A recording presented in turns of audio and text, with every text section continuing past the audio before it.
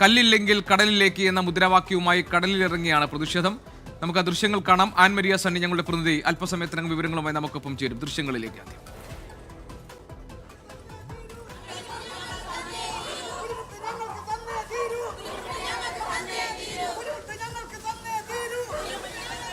An Maria നമ്മളോടൊപ്പം ഉണ്ട് വിവരങ്ങളുമായി.